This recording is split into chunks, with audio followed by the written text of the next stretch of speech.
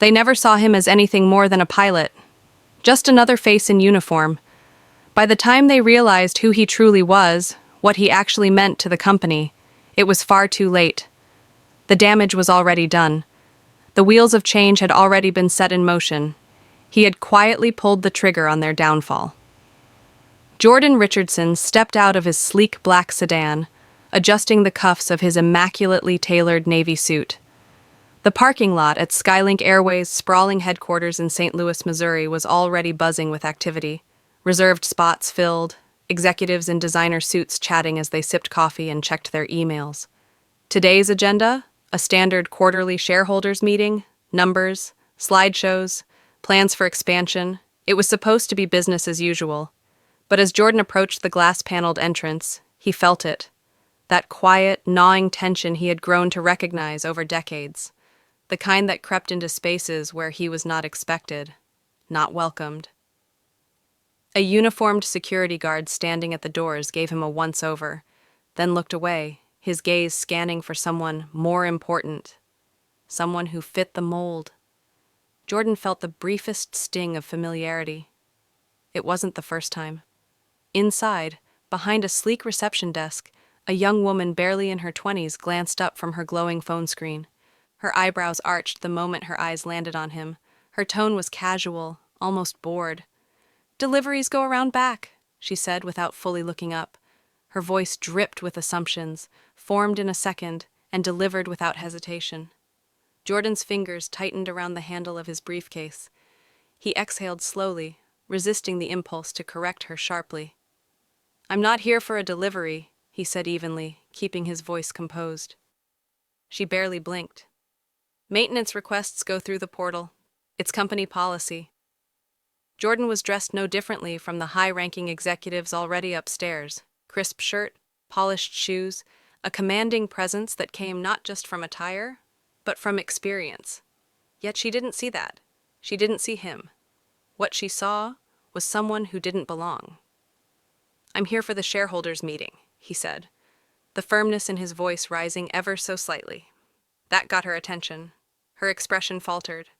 The nonchalance disappeared. A nearby cluster of employees slowed their conversations, glancing over. Even a man in a gray business suit, a mid-level manager by the look of him, tilted his head curiously in their direction. The receptionist hesitated, then slowly reached for the phone. "Let me just check on that," she mumbled, suddenly unsure. Jordan knew what was happening. He had seen it too many times before. When the world didn't line up with people's expectations, they stalled. They looked for a way to reframe what was right in front of them. Before the receptionist could finish dialing, another man entered the lobby, middle-aged, clean-cut, Skylink blazer, the kind of executive who prided himself on being inclusive, on having taken a seminar or two. The man approached the desk. "Everything all right here?" he asked the receptionist. She hesitated, then gestured toward Jordan. "He says he's here for the shareholders meeting." The man turned to Jordan and asked, "And you are?" Jordan met his gaze without flinching. "Jordan Richardson." The man froze. His eyes widened slightly, lips parting. Jordan could practically hear the recognition clicking into place. The name meant something. Jordan had been with Skylink for over 20 years. He had flown the most difficult international routes, trained countless pilots, and played an instrumental role in the company's growth. More importantly, he was a significant shareholder, millions invested, a name every executive should have known. I apologize, Mr. Richardson," the man stammered. "There must have been some confusion." Jordan's expression barely changed, a hint of irony tugging at the corners of his mouth. "I'm sure there was." The room fell into silence. The receptionist sat rigidly, her fingers frozen above the keyboard. She didn't meet his eyes again. Jordan didn't wait for a formal escort. He walked past them, shoes echoing sharply against the tile. Heads turned, whispers started. Now they knew, but knowing wouldn't be enough, not anymore. By the time Jordan stepped out of the building later that day, the dominoes were already falling. Before he even reached his car, the first call went out. To investors, to attorneys. That night, reports began circulating. Whispers turned into headlines. Leaks made their way to the press. The truth, long ignored, found a megaphone. By morning, Skylink Airways stock had taken a nosedive, 14% down. By the end of the week, it was chaos. Lawsuits were filed, whistleblowers came forward, shareholders demanded explanations, PR scrambled, but it was already too late. Jordan sat in a quiet cafe near Lambert International Airport, a cup of coffee warming his hands as the world reacted. Across the room, a familiar voice broke the silence. "Knew I'd find you here." He looked up. Lisa Beckett, a seasoned journalist. Smart, persistent.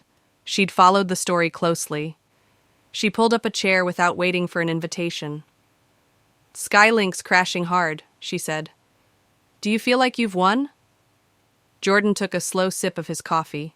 He wasn't smiling. This wasn't about winning. Lisa studied him. Then what was it about? He thought for a moment.